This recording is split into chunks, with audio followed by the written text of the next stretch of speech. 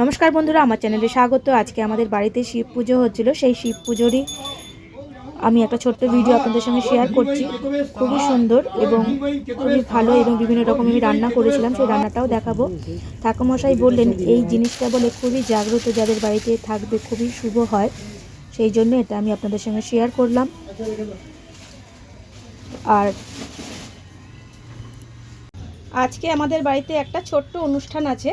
সেই অনুষ্ঠানেতে আমাদের মেজমা এসছে, লুচি ভাজা হবে, অনেক কিছু রান্না হবে। আমি দেখাবো পরপর কি রান্না করছি আজকে। আমার শাশুড়ি এখন চা বানাচ্ছে ছেলের জন্য, সেও ময়দা মাখছিল।